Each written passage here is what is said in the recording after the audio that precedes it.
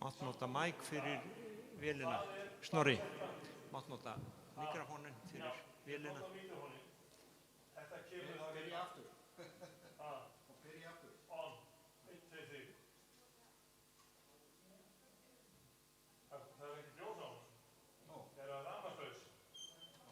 Heyrðu í honum, Torfi? Nei, hann rafmagnslaus. Segðu bara söguna með hann. Já, þá sagan, sko. Við fórum til Hafnar við Hornafirði fyrir viku og keyrðum margar sveitir landsins og áttum yndislegan tíma. En ég ætla svona af því að heyrðu í mér. Mjög lítið, já. Notaðu þennan mikrofón þarna. Það mikrofón þarna. Tökum þennan hér. Já. Þá ætla ég að segja bara verið hjartanlega velkomin og heyra allir í mér. Bæði innanlands og hér í húsinu og utanlands. Bara megi Drottinn vera með ykkur. Og við hefjum þessa samkomu hér í Keflavík og með auðvitað Guðsorðinu og ég ætla að hafa svona yfirskrift yfir þessari samkomu. Tek á 1. Kórinthubréf 15 og þá segir Páll postuli þetta: ég minni yður bræður á fagnaðar erindi það sem ég boðaði yður, sem þér og veittu viðtöku og þér einnig standið stöðugir í. Fyrir það verðið þér og hólpnir ef þér haldið fast við orðið, fagnaðar erindið sem ég boðaði yður og hafið ekki ófyrir sínu trúna tekið. Og mér finnst svo magnað að við getum boðað þetta sama orð sem gerði kristnina og gerði menn hólpna þá. Við erum við sama veganesti og ef við tökum það inn í okkur þá hefur það samskonar eilífðar áhrif á okkur, við fáum að vera hólpin. Megi Drottinn blessa ykkur lofsöngin og gefa ykkur yndislega stund. Gjörðu svo vel, Dagný mín.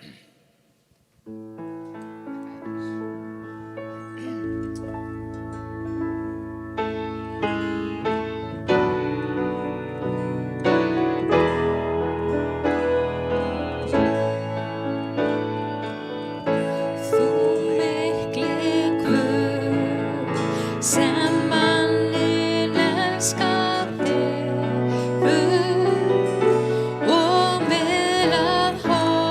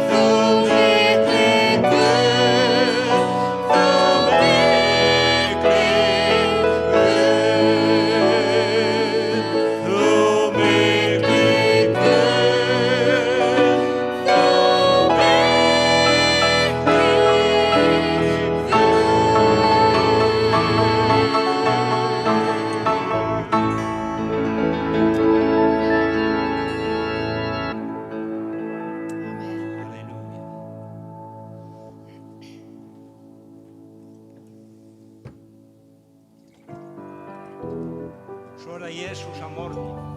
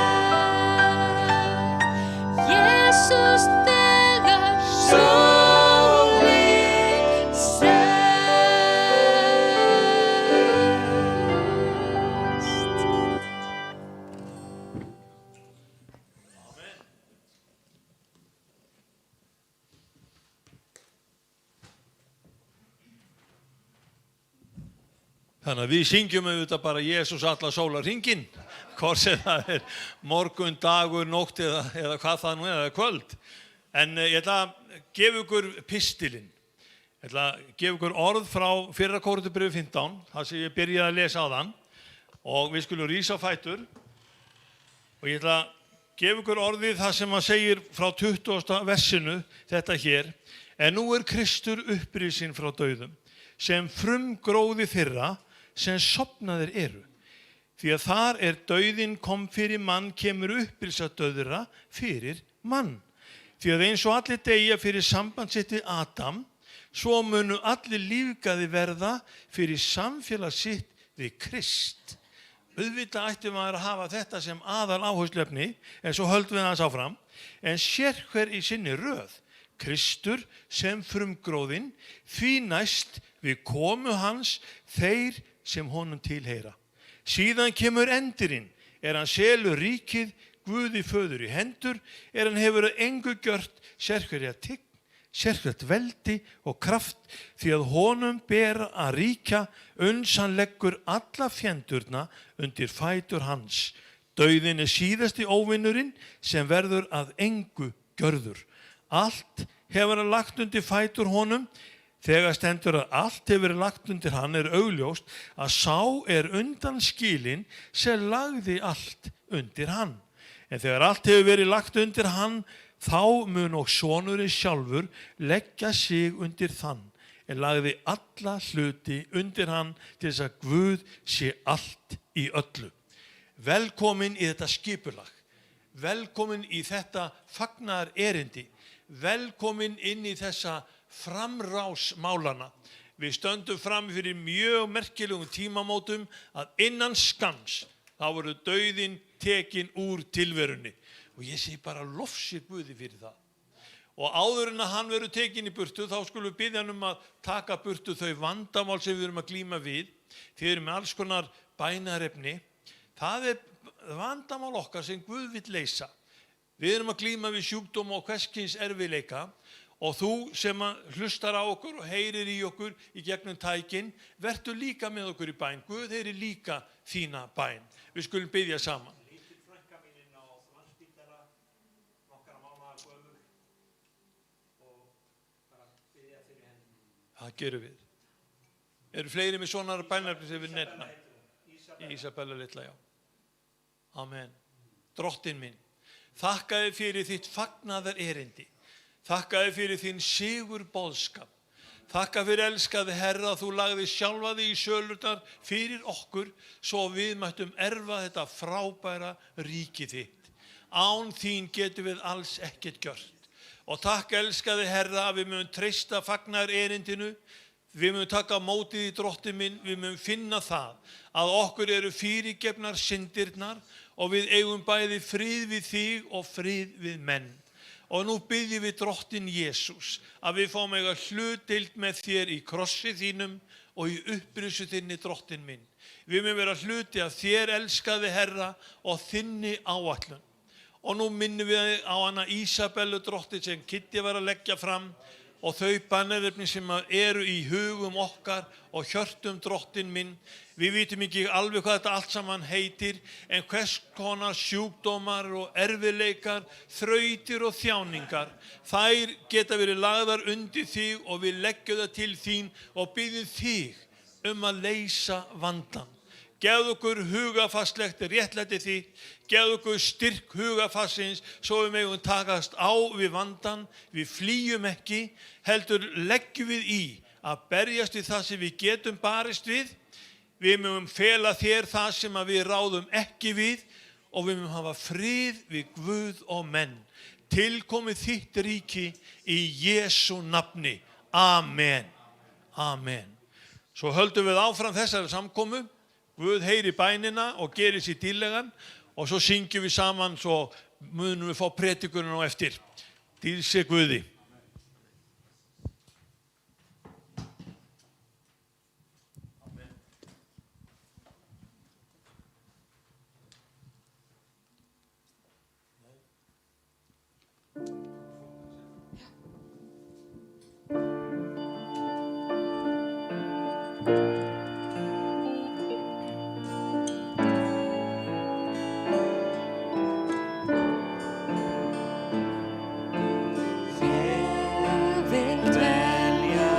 Good.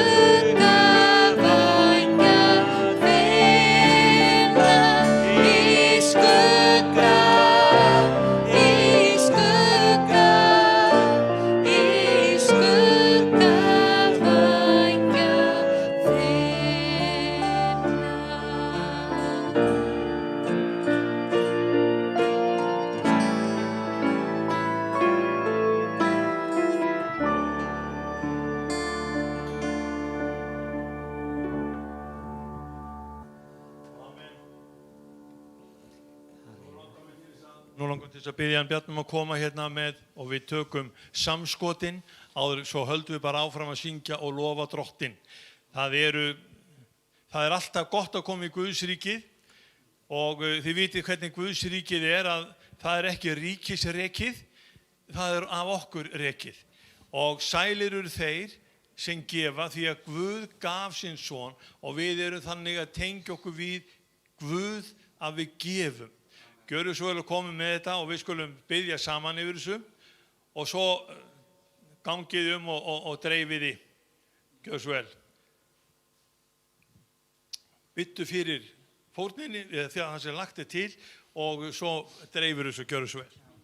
Já, ég þakka fyrir bara hvað þú ert góður. Ég bið bara að þú blessi fórnina, Drottinn minn. Þakka fyrir að þú elskar glafagjafara. Þú blessa alla sem eru inni og alla sem eru að hlusta. Í Jesú nafni. Amen. Amen. Svo fáið þið sem eru heima, þið fáið ekki að gefa, en við sem eru hér, við fáum að gefa. Drottinn blessi ykkur.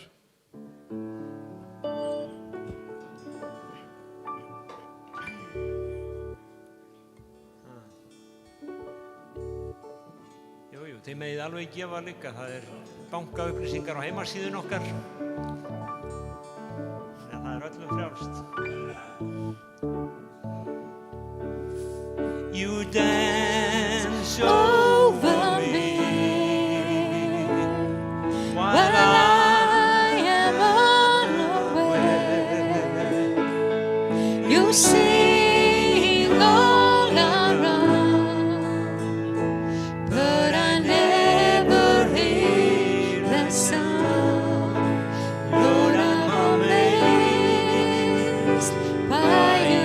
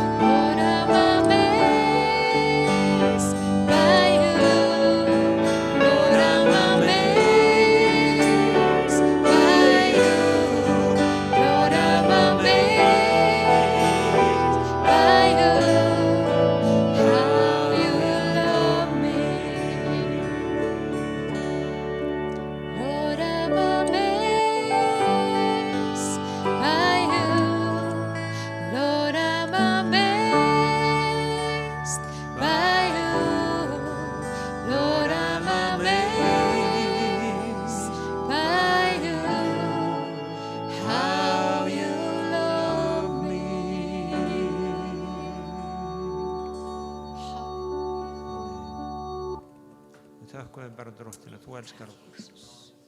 Amen. Takk Jesús. Takk Jesús. Það segir á einu stað að við komum fram fyrir hann, þá komum við inn að hásæti náðarinnar. Það er til hásæti sem heitir hásæti náðarinnar. Og þar komum við og þar krjúpum við. We fall down, we lay our crowns at the feet of Jesus. The greatness of His mercy and love at the feet of Jesus. We cry, holy, holy, holy. We cry, holy, holy, holy. We cry, holy, holy, holy is the Lamb. No more feast, you dried out tears at the feet of my Jesus. Grace abounds to all who have found the feet of Jesus. We cry, holy, holy, holy. We cry, holy, holy, holy. We cry, holy, holy, holy is the Lamb.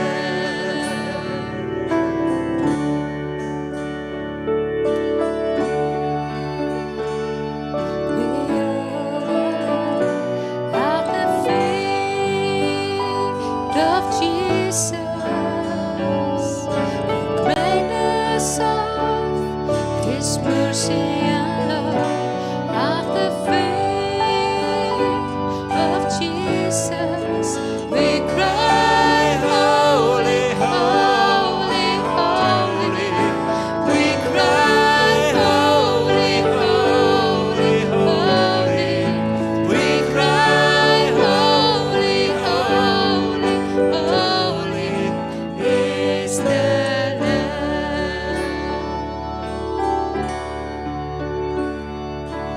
No more feast, you dried out tears at the feet of Jesus. Grace abounds to all who have found the feet of Jesus. We cry, holy, holy, holy. We cry, holy, holy, holy. We cry, holy, holy, holy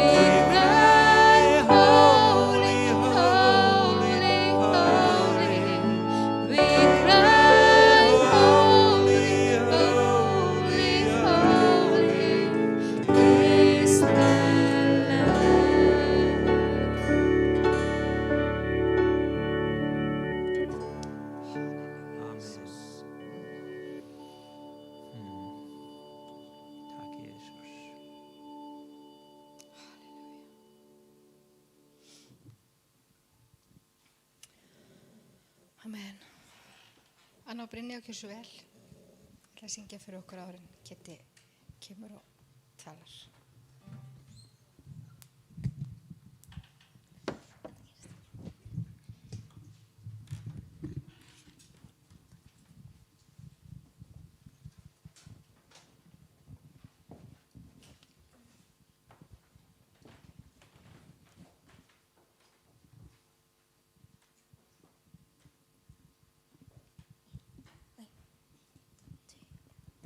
Halló, halló, Guð þetta ég, Guð hér ég. Ég veit að ef ég kalla, þú heyrir, þú hlustar. Ég elska að biðja til þín, því þú hlustar á mína bæn. Því ég vil ekki vera sá sem að talar og hlustar aldrei á þig. Nei, ég vil vera sá sem segist þér fylgja. Ég mun fylgja þér alla daga. Ekkert, nei ekkert, mun nokkurn tímann hindra mig frá þinni ást Guðs. Ekkert, nei ekkert, mun hindra mig frá því að fylgja þér. Halló, halló, Guð þetta ég, Guð hér ég. Ég veit að ég kalla, þú heyrir, þú hlustar. Ég vil fylgja. Ég vil fylgja. Ég vil fylgja þér. 1, 2, 3, 4. Alla daga. Ekkert, nei ekkert, mun nokkurn tímann hindra mig frá þinni ást Guðs. Ekkert, nei ekkert, mun hindra mig frá því að fylgja þér alla daga. Ekkert, nei ekkert, mun nokkurn tímann hindra mig frá þinni ást Guðs. Ekkert, nei ekkert, mun hindra mig frá því að fylgja þér.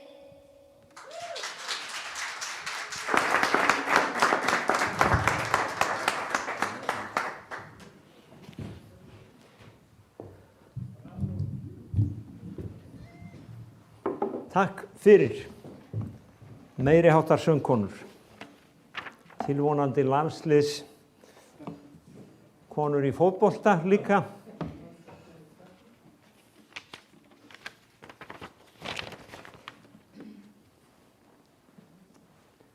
Og svo það bara hvað við gerum næst. Við ætlum að lesa eitthvað í Guðs orði í dag. Það hérna ritning sem ég vil hafa sem yfirskrift. Hún í 1. Tímóteusarbréfi 6 og 12. Svo las hann Snorri eitthvað af ritningunum sem ég ætlaði að lesa líka. Þannig að þá hlýtur það að vera samhljómur. Í þessu versi segir: bestu trúarinn af góðu baráttu höndla þú eilífa lífið sem þú varst kallaður til og þú játaðist með góðu játningunni í viðurvist margra.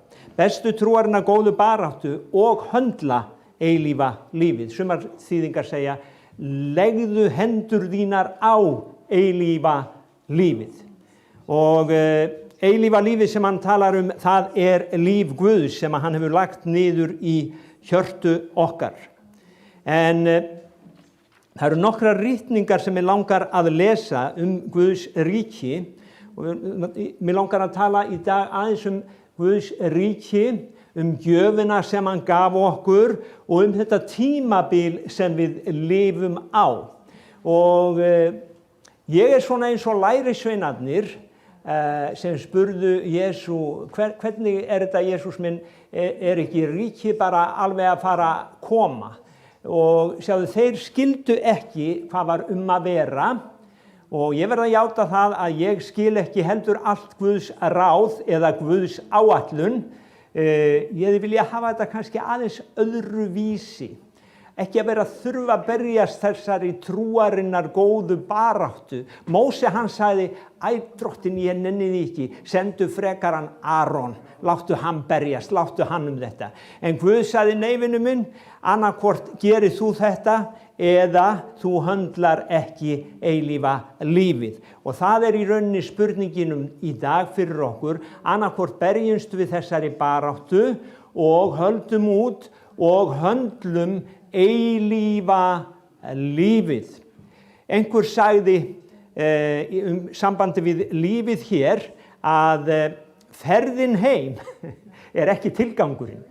Og hvað ég að tala um? Jú, þetta líf sem við lifum, þessi 70-80 ár, þau ekki tilgangurinn, voru aldrei tilgangurinn. Eilífa lífið tilgangurinn. Og þetta byrjaði allt fyrir nokkuð mörgum árum með upprisu Jesú Krists. Reyndar annað upphaf þar á undan, en við skulum byrja þar. Og þar segir í Hebreabréfinu að Jesús bar fram eina fórn fyrir syndirnar, settist aldur við hægri hönd Guðs og býður þess síðan að óvinir hans verði gjörðir af fótskör hans. Og það svolítið gaman að því að það eru 4 eða 5 vers sem segja nákvæmlega þetta sama. Og meðan þið eruð að leita þessu, þá fer ég í næsta vers í Sálmi 110:1. Svo segir Drottinn við Herra minn, set þig mér til hægri handar, þá mun ég leggja óvini þína sem skör fóta þinna. Það að segja að þú hefur þá bara undir fótum þér. Og svo ein önnur ritning, þetta var Sálmur 110 vers 1, sem segir í Postulasögunni 2:34-35, þar Pétur að predika, hann kemur aftur með þetta, Drottinn sagði við minn Drottinn, set þig mér til hægri handar, þangað til ég gjöri óvini þína að fótskör þinni. Þetta Postulasagan 2:34-35. Þannig að nú veldur á að kunna að fletta upp í símanum eða ritningunum og vera fljótur. Ég flýtti fyrir mér og setti þetta bara á blað. Ég ekki svona fljótur. Síðan kemur ritningin í 1. Korintubréfi 15:24, síðan kemur endirinn. Sjáðu, hann settist niður og hann að bíða eftir einhverju. Eftir hver hann að bíða? Jú, eftir því sem við erum öll að bíða, eftir því að síðasti óvinurinn verði lagður að fótum. Síðan kemur endirinn Kristur selur ríki Guði, föður í hendur. Hann hefur að engu gjört, sérhverja tign, sérhvert veldi og kraft. Því að Kristur á að ríkja, hann hefur lagt alla fjendurnar að fótum sér. Sumir segja, Kristur ekkert að ríkja. Jú, hann víst að ríkja. Þar sem hans ríki þar ræður hann. Og komdu bara inn á yfirráða svæði hans ef þú þorir. Ég man þegar við vorum á siglu fyrir því að þá var predikari, góður vinur minn, og við vorum út á götu og ég var að túlka og hann sagði, just come over this bitten line and accept Jesus Christ as your Savior. Og málið það að ég man að John G. Lake hann sagði, illu andarnir þeir þora ekki einu sinni að koma í, ég man ekki hvað hann notaði í metratali, 30-40 metra fjarlægð radíus að Jesú Kristi. Vegna þess að þeir vita hver hann þeir skelfast og hræðast. En það þetta með Guðs ríkið, að Kristur á að ríkja, hann hefur lagt alla fjendurnar af fótum sér, dauðinn síðasti óvinurinn sem verður að engu gjörður. Og í Kólossubréfinu þá segir, fyrst því þér eruð uppvakin, 3. kafli vers 1, með Kristi, þá keppist eftir því sem hið efra, þar sem Kristur situr við hægri hönd Guðs, hugsuðum það sem hið efra en ekki það sem á jörðinni. Hvað þetta séu nú margir kristni sem eru uppteknir með hugan í himninum á hverjum degi? Eða hvað eru margir sem eru á einhverju, það til ásjónubók og svo til ásjónubók. Það til það sem við köllum Facebook, en Drottinn sagði ég mun láta ásjónu mína lýsa yfir þig. Hvað eru margir sem eru undir þeirri og eru stöðulega á þeirri bók daginn út og daginn inn? ég verð að segja þegar ég las þetta að, já, hvað ég að hugsa einlega? Hvað ég að hugsa einlega? Hann að segja mér að vera með hugan heima. Ekki við heimferðina, heldur heima. Takið eftir. Við höfum ekki að vera með allan hugan við heimferðina, heldur heima. Þetta var predikað þegar ég var lítill strákur og þetta var svo mikið predikað að menn glemdu heimferðina, að væri eitthvað sem héti heimferð. Það að segja, væri eitthvað líf á þessari jörð. Og við þurfum jafnvægi í þessu, að við þurfum að bæða vita að við þurfum að lifa í Drottni á heimleiðinni og líka að tilgangurinn sem sagt heimkoman. Amen. Og við erum hérna í þessum biðtíma. Og í Lúkas 13 segir að Guðs ríki eins og sákorn. Þegar ég sá þá það smærra hverju sákorni, þetta Lúkas 13:18. Og svo líka sagt að Guðs ríki eins og súrdeig og þegar hvernig stendur þetta? Súrdeig, Lúkas 13:18. Kannski var þetta ekki með á blaðinu, Kalli minn, en þetta kemur hér, 13:18. Hann sagði, við hverju Guðs ríki líkt? Við hvað á ég að líkja því? Líkt það mustaskorni sem maður tók, sáði jurtagarð sinn, það óx og var tré og fuglar himinsins hreiðruðu sig í greinum þess. Þannig að þetta var bara lítið sákorn og síðan var það tré sem gaf skjól. Og aftur sagði hann, við hvað á ég að líkja Guðs ríki, líkt það súrdeig kona tók fól í 3 mælum mjöls uns það sýrðist allt. Þannig að Guðs ríkið eins og súrdeig sem að enginn sér og Jesús sagði, það hið innra meður, það kemur ekki svo mikið á því beri, en síðan byrjar það að vaksa, síðan byrjar það að springa út og það verður eins og eldgosið hérna og svo kemur hraunflæðið og fyllir upp heila landsvæðið og svo stakkar rifan, það kom á gos og það kom á gos og Guðs ríkið breiðist út. Amen. Þannig að ég get séð þetta eldgos sem eins og náttúrulegt eldgos, já það náttúrulegt eldgos, hvað ég að segja, en ég get séð það eins og mynd af andlegu gosi. En hafandi sagt þetta, að berjast trúarina góðu baráttu, að þetta hófst með í raun og veru með fórnardauða Krists og upprisu Krists, hann sest niður. Og hvað gerir hann eftir hann sestur niður? Jú, hann gerir það sem hann lofaði að gera fyrir læri sveina sína. Hann úthelti gjöf heilags anda. Og það sjáum við í postulasögunni 2:1-5 að þegar komin var hvítasunudagurinn, þá kom gnýr frá himni. Og það gerðist eitthvað í andaheiminum. Það kom gnýr mikill, það kom eins og stormur sem kom inn í húsið þar sem þeir voru og síðan komu eldtungur.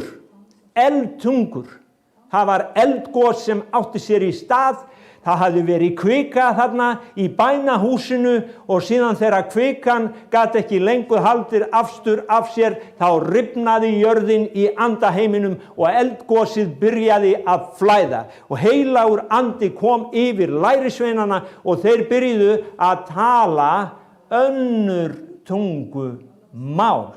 Þeir byrjuðu að tala við Guð á alveg sérstöku tungumáli. Og við getum sagt að það var dulkóðað fyrir suma, en hérna var það ekki dulkóðað vegna þess að fólk dreif að, það var furðu lostið, það heyrði þá tala hver á sinni tungu, fólki sem var komið upp á hátíðina. Þannig að það má segja að þarna byrjar þetta nýja tímabil fyrir þá sem vilja berjast trúarinnar góðu baráttu. Og hér gjöfin komin til að hjálpa þeim. Í postulasögunni 2:16 segir að þarna hafi spádómur verið að rætast. Þetta sé gjöfin sem Jóel spámaður, hann spáði fyrir. Síðan í postulasögunni 10:45 þá sjáum við að þeir tala að gjöf Guðs sé nú úthelt meðal heiðingjana og þeir voru furðu lostnir. að heiðingjarnir fengju líka Guðs gjöf. Og það sem að gerast hér að Guð, hann í raun og veru að senda frá byrðarstöðinni byrðir inn í sendiráðið sitt hér á jörðu. Hann að byrja að senda hérna þar sem sáðkornið þar sem litla súrdegið hann að byrja að senda byrðir eða, supply enska orðið sem kom upp í huga minn og það eru byrðir en samt aðeins, það sem á þarf að halda inn í hans ríki á jörðinni.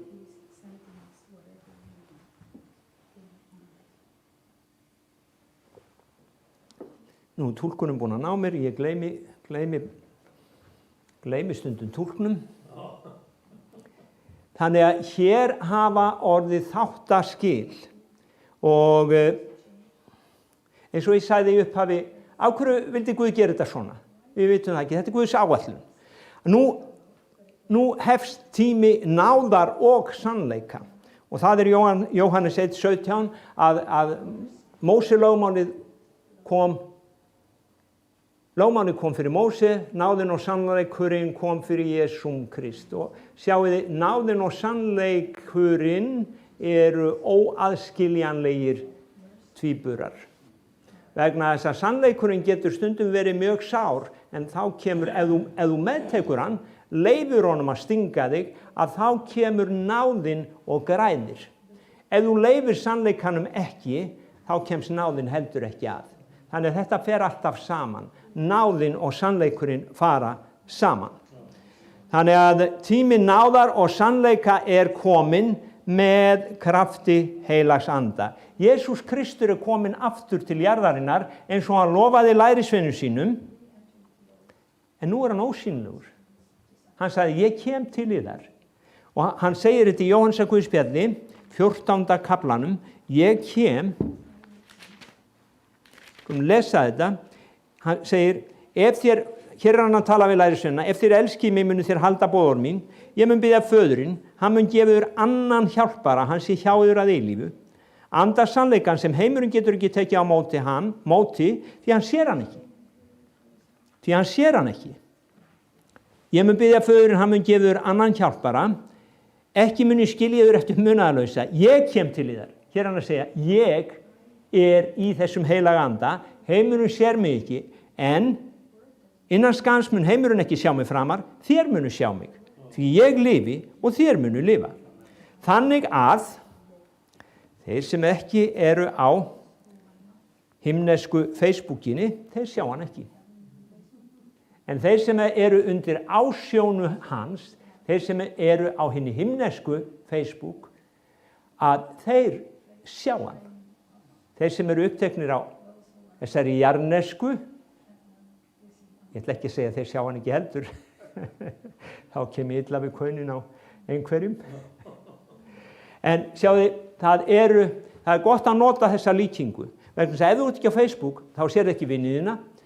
Ef þú ert ekki á hans Facebook, þá sérðu hann ekki heldur.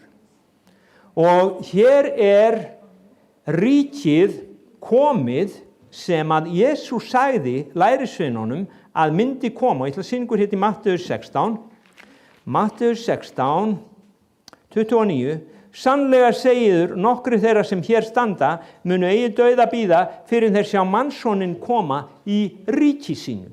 Nú ríkið komið, það kom með stormi, það kom með krafti, það settust eldtungur á þá, þeir byrjuðu að tala annað tungumál og Jesús, hann var orðinn sýnilegur núna sumum. Það kom í krafti í gjöf heilags anda. Jesús hafði sagt, allt vald mér gefið, bíðið eftir fyrirheiti föðurins og ég mun vera með þér alla daga allt til enda. Nú gjöfin komin. Og við getum sagt, þetta dásamlegt. Af hverju gerir Guð þetta svona? Lærisveinarnir voru að bíða eftir að Messías myndi koma og verða konungur í jarnesku ríki, en nú komið himneskt ríki og það ósýnilegt. Ósýnilegt. Þannig að Guð ekki ennþá kominn, heldur byrjað þetta tímabil náðar og sannleika sem hefur varað í 2000 ár og varir þangað til að síðasti óvinurinn verður lagður að velli. Jesús Kristur, hann í raun og veru situr við hægri hönd Guðs og hann stjórnar sinni kirkju þaðan. Hann höfuðið, hann líka hér í heilugum anda með okkur alla daga. Þannig að áætlun Guðs svona að hann settist við hægri hönd Guðs og hann býður þess að óvinir hans verði lagðir honum að fótum og þess vegna þurfum við meðan við erum í þessum heimi á þessari heimferð að berjast trúarinnar góðu baráttu. Og Jesús sagði líka þér mun öðlast kraft gjöfin, heilagur andi kemur yfir yður og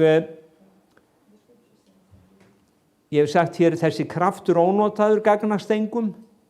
Vasaljós sem þú ekki notar, það gagnast þér ekki, þá þetta áfram í myrkrinu og það eins með þennan kraft, en við lesum að lærisveinarnir þeir fóru hvarvetna og gjöf Guðs var með þeim.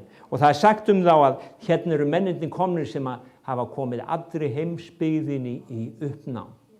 Þeir fóru allstaðar, krafturinn var að verki í þeim, Guð var með þeim og við lesum að Guð gerði óvenjuleg kraftaverk fyrir hendur Páls á einum stað. Og þá segir fólk vanalega, já, en Páll, hann var svo öflugur og hann var svo mikill stríðsmaður. En Páll segir sjálfur, þegar ég veikur, þá ég máttugur. Þegar ég veikur, þá ég máttugur. Og það það með þessa trúarinnar góðu baráttu, að við getum barist baráttunni þó við séum veik. Við þurfum ekki að vera sterk, við þurfum ekki að vera súpermenn til að berjast þessari trúarinnar góðu baráttu. Það sem við þurfum að gera að við þurfum að auðmýkja okkur fyrir honum. Við þurfum að auðmýkja okkur fyrir honum og við þurfum að lifa í samfélagi við hann á hverjum degi. Við þurfum að lifa fyrir það að leggja hendur okkar á eilífa lífið, höndla eilífa lífið. Og það má segja að við trúum því að við séum að koma nálagt þeim tíma að Jesús Kristur, hann stendur aftur á fætur og leggur síðasta óvininn að velli og afhendir ríkið Guði Föður. En ríkið samt hérna og það margir sem misskilja það. En ég svo hrifinn af mönnum sem hafa fattað þetta að ríkið það hér á jörðu þangað til hann kemur og hann ríkir. Og þeir menn, þeir hafa tekið vald í andanum. Þeir hafa lagt hendur yfir sjúka og læknað á að því að þeir hafa lagt hendur og höndlað eilífa lífið. Þeir hafa barist trúarinnar góðu baráttu, brotist í gegn og þeir hafa sagt Jesús drottinn og það hefur virkað. En ég segi að nú erum við að koma að þessum tíma að Kristur, hann að koma og það var sá tími að lærisveinarnir spurðu Krist. Og þetta í Mattheus 24, vers 3. Og þá sitja þeir á Olíufjallinu og þeir spurja hann. Seg þú oss, hvenar verður þetta? Hvert mun tákn komu þinnar og endaloka veraldar? Jesús svaraði, varist að láta nokkurn leiðiður í villu. Margir munu koma í mínu nafni og segja ég Kristur og marga munu þeir leiði í villu. Þér munu spyrja hernað og ófriðartíðindi, gæti þess að skelfast ekki. Þetta á að verða en endirinn ekki þar með komin. Þjóð mun rísa gegn þjóð, ríki gegn ríki, þá verður hungur, landskjálftar á ýmsum stöðum. Allt þetta upphaf fæðingar hríðana. Þá munu menn framselja yður til pyndinga, taka af lífi. Allar þjóðir munu hata yður vegna nafns míns. Margir munu falla frá og framselja hver annan og hata. Fram munu koma margir falsspámenn, leiða marga í villu og vegna þess að lögleysi magnast mun kærleikur flestra kólna. en sá sem staðfastur allt til enda mun hólpinn verða. Það að segja, sá sem berst trúarinnar góðu baráttu allt til enda, hann höndlar eilífa lífið. Svo kemur þetta fagnaðarendi, það mun sýra allt deyð. Þetta verður svo mikið stórt tré, þetta fagnaðarendi, tréð mun fara yfir alla jörðina. Þetta ríkið verður predikað alla heimsbyggðina, öllum þjóðum til vitnisburðar, þá mun endirinn koma. Þá selur hann Guði, föður, ríkið í hendur. Það sem ég sé þegar ég les þetta, að tákn endurkomunar villa, það ófriðartíðindi, það hungursneyðir, það landskjálftar, það lögleysi, kærleiksleysi og síðan það hvatningin til þeirra sem vilja berjast trúarinnar góðu baráttu að vera staðfastir. Og það svo gott orðið í Opinberunarbókinni þar sem hann segir, ég veit að þú hefur lítinn mátt en þú varðveitt orðið mitt. Þannig að það þarf ekki mikinn kraft. Þetta í Opinberunarbókinni 2. kafla, ég hef oft talað það. Ég veit að þú hefur ekki mikinn mátt en þú hefur varðveitt orðið mitt. Það að segja að þú hefur varðveitt samfélagið við mig. Hann í orðinu. Þannig að við sjáum hér að þetta Jesús að tala hina síðustu tíma og spurningin hvað sjáum við að þessu vera að gerast? Höfum við séð hungursneyðir? Já. Höfum við séð landskjálfta? Já. Höfum við séð að lögleysi að magnast? Já. Höfum við séð að kærleikur fólks að kólna? Já. Að sem betur fer eigum við samt fólk sem kærleiksríkt og gott fólk. Ég vil ekki gera lítið úr því. En við sjáum almennt að þá kærleikur að kólna og þannig að þetta bendir á, það sem búið að benda á síðastliðin 2000 ár, að endurinn allavega nærri heldur en hann var í gær. Og hann Páll postuli, vitið það, hann talar ennþá til okkar í Tímóteusarbréfinu og mér finnst það koma vel inn á þessa tíma. 4. kafla, 1. vers, Tímóteusarbréfið, 1. Tímóteusarbréf, 4. kafli, 1. vers, og ég ætla að lesa það hérna í nokkrum þýðingum. Og þetta, andinn segir berlega á síðari tími munu sumir ganga af trúnni, gefa sig að villuöndum, lærdóm mildra anda. Þessu valda hræsnisfulli lygarar sem brennimerktir á samvisku sinni. Það þeir sem meina hjúskap bjóða mönnum að halda sér frá þeirri fæðu Guð hefur skapað til þess að við henni sé tekið með þakkargjörð af trúuðum mönnum þekkja sannleikann. Allt sem Guð hefur skapað gott, engu ber frá sér að kasta, sé það þegið með þakkargjörð, það helgast af orði Guðs og bæn. Messisbiblían, hún segir þetta svona. Ég skal bara lesa þetta setningu fyrir setningu á ensku og íslensku. The Spirit makes it clear that as time goes on, some are going to give up on the faith and chase after demonic illusions put forth by professional liars. Andinn segir greinlega að á hinu síðari tíma munu sumir leggja til hliðar trúna og hlaupa á eftir tálsýnum illra anda sem atvinnulygarar leggja fram. Og these liars have lied so well and for so long that they've lost their capacity for truth. Þessi lygarar eru búin að ljúga svo vel og lengi að þeir hafa mist í raun og veru bragðskynið eða skilningin á því hvað sannleikur. Þeir skilja ekki lengur sannleikan. Og they will tell you not to get married. They tell you not to eat this or that food og þeir segja að þú þurfur ekki að gifta þig eða það sé rangt að giftast og við sjáum að þessi villukenning kom inn í kaþólsku kirkjuna fyrir ég veit ekki hvað mörgum árum að menn fóru að lifa meinlæta lífi og þeim var sagt að Guð væri að segja það. En Páll hér í rauninni að segja að það ekki Guð sem að segja það. Það eru kenningar illra anda. Og því miður það í gangi þar inni enn þann dag í dag. Þeir segja, they tell you not to eat this or that food, og við sjáum það svo vel í dag með allar þessar fæður. Það gott að vera frjáls með hvað maður borðar. Ef ég vil borða grænmeti, þá það gott. Ef ég vil borða fisk, þá það líka gott. En þegar einhver segir mér að ég megi ekki borða þetta, eins og þeir sem eru í veganfæðunni, að þeir gera það af trúar samfæringu, af því að þeir hafa meðtekið kenningar illra anda, að dýrin séu jöfn manninum og þess vegna sé dýra át í raun og veru það sama og mannátt. Og það bara ekki satt. Guð gaf okkur vald yfir öllum skepnum, hann gaf okkur þær til fæðu, segir Biblían.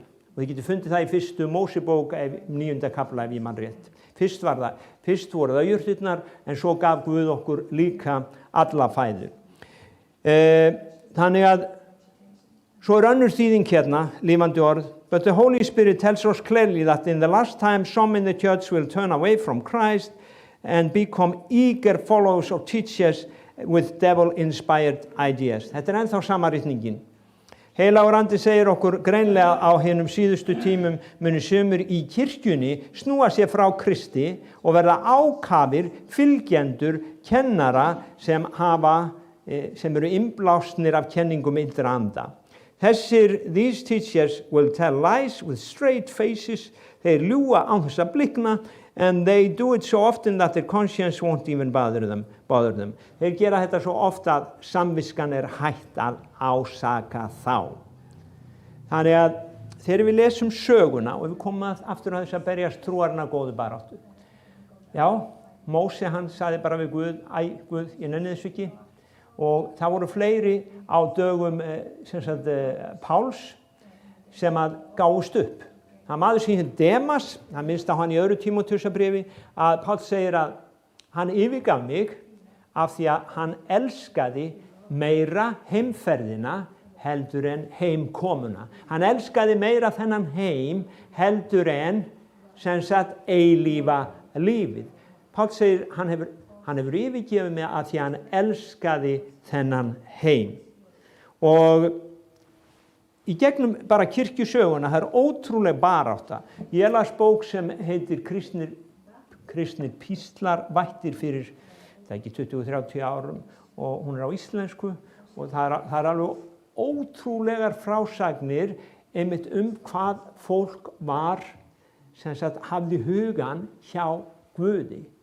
Ung kona man ég, að faðir hennar var að reyna að samfæra hana, vegna þess að það átti að taka hana af lífi, vegna trúarinnar, og pabbi kemur til hennar í fangelsi og segir, viltu ekki afneita Kristi fyrir litla barnið þitt?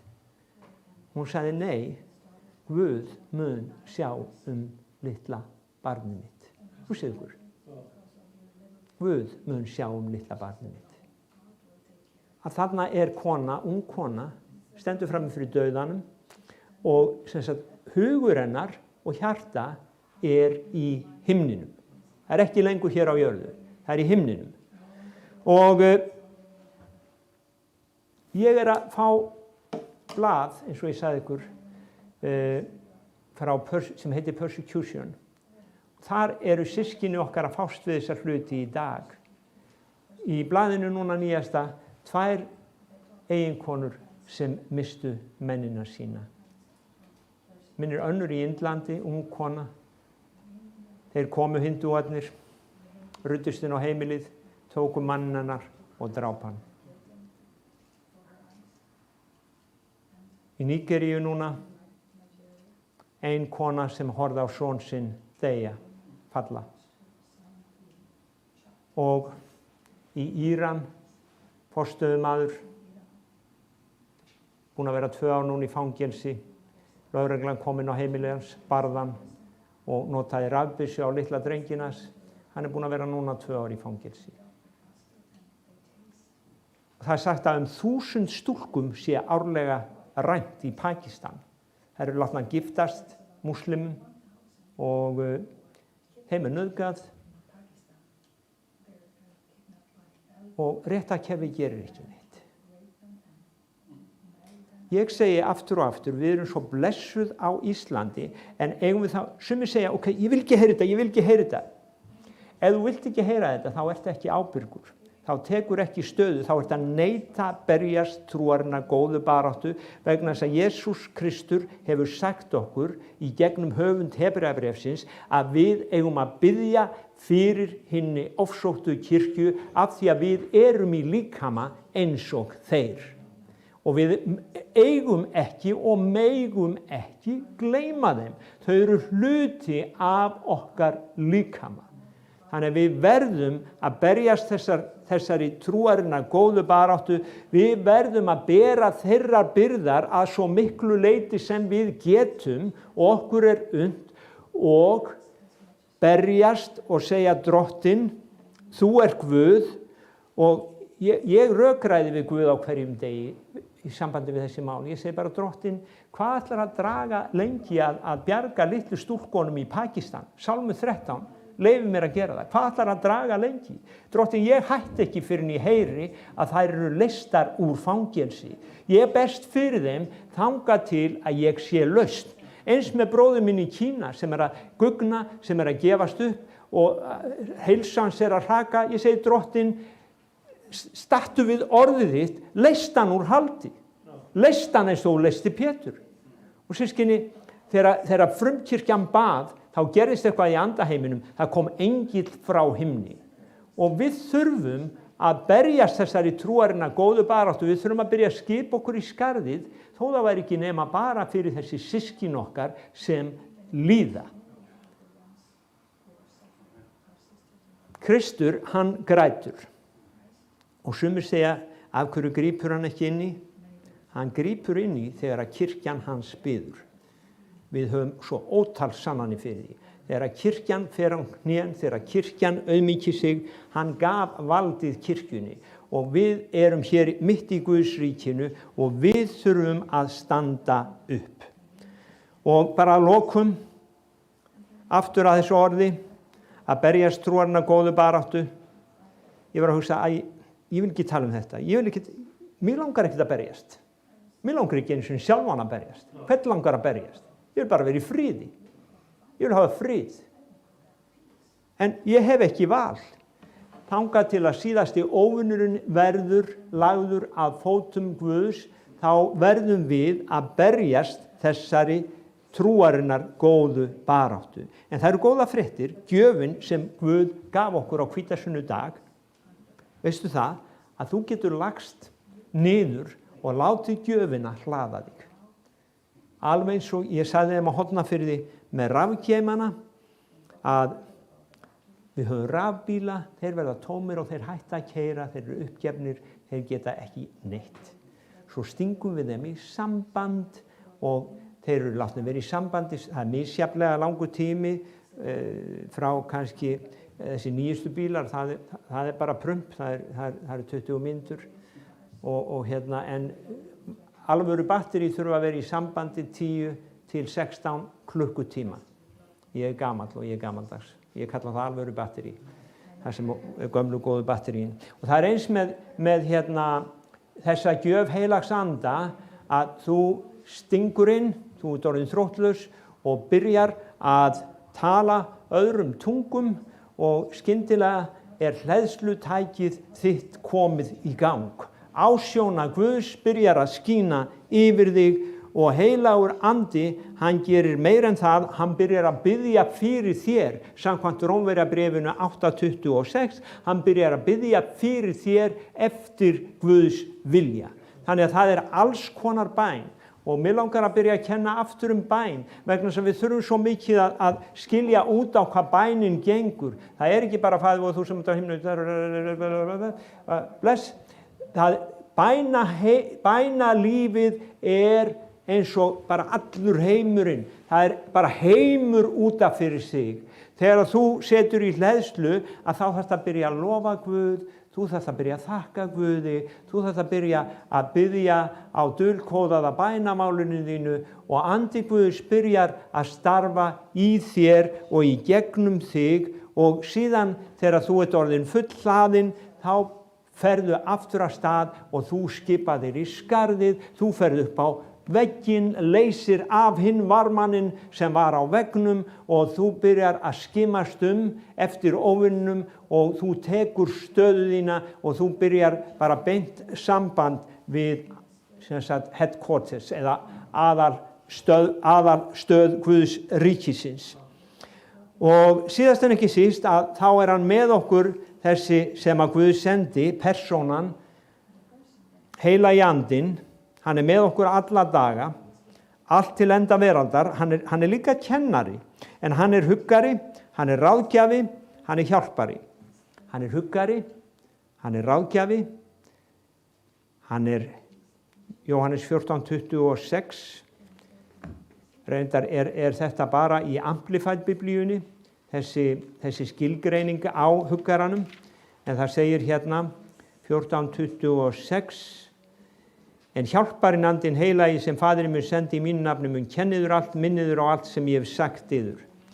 Og mér svo gott að ég tala við hann, ég þakka honum á hverjum degi fyrir að hann hjálparinn minn, hann huggarinn minn, hann ráðgjafinn minn, hann líka málsvarinn minn, hann tekur máli mínu, hann talsmaður minn, hann árnaðamaðurinn minn, hann lögfræðingurinn minn og hann líka fyrirbýðandinn minn. Hann styrkur minn og svo hann standby eða Jehova Shamma. Shamma þýðir alltaf nálægur. Jehova Shamma, alltaf nálægur. Og þess vegna það að við getum barist trúarinnar góðu baráttu vegna þess að vopnin sem við berjumst með, þau ekki jarnesk, þau máttu vopn Guðs til að brjóta niður vígi. Þau máttu vopn Guðs til að brjóta niður vígi. Amen. Takk Jesús. Þannig að ef við ekki gefumst upp, segir á einhverjum stað, ef við stöndum stöðug, segir á öðrum stað, þá munum við höndla eilífa lífið. Berjumst trúarinnar góðu baráttu og höndlum eilífa lífið. Höfum huga okkar heima. Ég veit ekki hvar hugum mér var þegar ég var eins og biblíuskóla 3 mánuði út á Flórída. Mér hlakkaði alltaf til að fara og hringja heim. Þá var ekki svona gemsi. Við höfum að fara upp í búð og fara þar í svona tíkallar eða einhvern síma, ekki dollara eða hvað það og hugurinn, hann alltaf þegar ég var búinn í skólan og þá var hugurinn alltaf komin heim til Dísu minnar og í raun og veru ef að við erum þar sem við segjumst vera Guðs börn, þá hugurinn meir og minna heima. Okkur hlakkar til að fara heim. Halleluja. Ef við viljum samt fullna okkar göngu í þessum heimi honum til dýrðar. Amen. Drottinn, þakka þér bara fyrir þitt orð, þakka þér fyrir að þú ert góður og þakka þér fyrir að miskunn þín, hún varir að eilífu.